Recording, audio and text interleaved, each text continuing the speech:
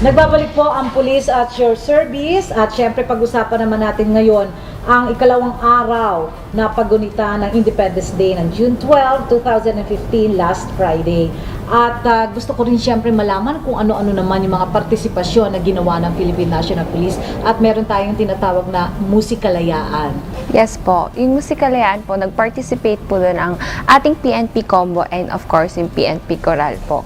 So marami po silang inawit, tapos, tapos marami din pong other agencies na nag-participate. And yun po, sobrang masaya kasi dami pong nanood. And ang gagaling po nilang lahat. Oo, dahil napakinggan ko na silang kumanta ang diba? PNP Choral. Opo, ang galing talaga nila. Parang gusto ko na maging miyembro din.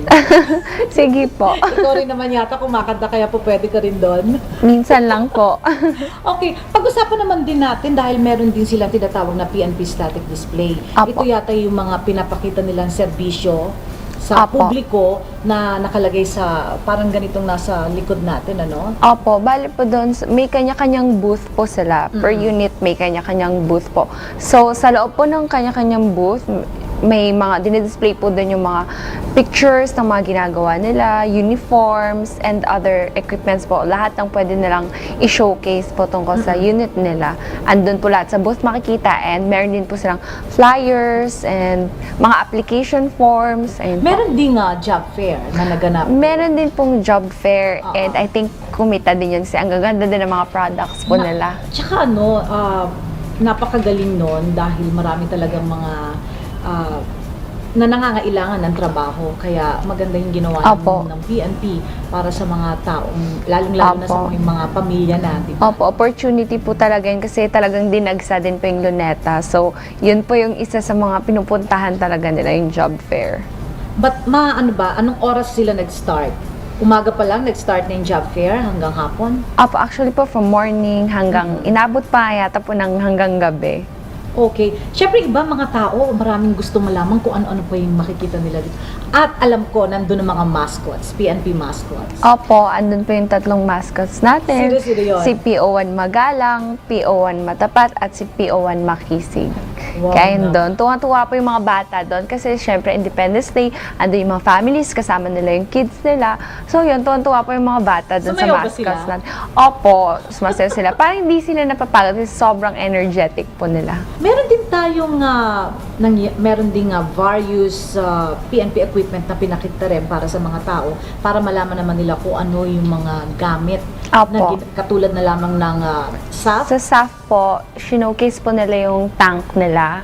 So, ang dami pong nagpapapicture. And sa HPG naman po yung mga motor na ginagamit nila. And katulad sa maritime naman yung mga boats po nila. Okay. And sa crime laboratory, ano naman yung mga gamit-gamit na, ano ba yung parang mga chemist sila kasi laboratory. Oo. Di ba? Marami, lahat ng mga cartographics kaya siya pag lahat po ng equipments nila. Actually po, ang pinakita sa PCRG booth, parang naging photo booth siya. Syempre maraming pictures. Opo, tapos maraming leaflets. Tapos, syempre, parang naging photo booth nga siya kasi andun si Mr. International. So, nakakatuwa kasi kahit yung mga taga-ibang agencies nagpupunta sa booth namin para magpa-picture. So, yun ang dinulog talaga ang PCRG? Oo naman.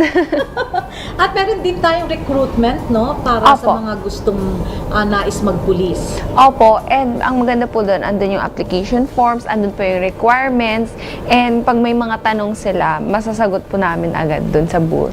Kaya, ang dami pong interesado. Wow, at saka sana nga dahil kailangan makahikayat pa tayo ng mga pulis na tutulong para masugpo ang krimen dito sa ating bansa. Oo naman. At syempre, hindi mawawala ang PNP Pride.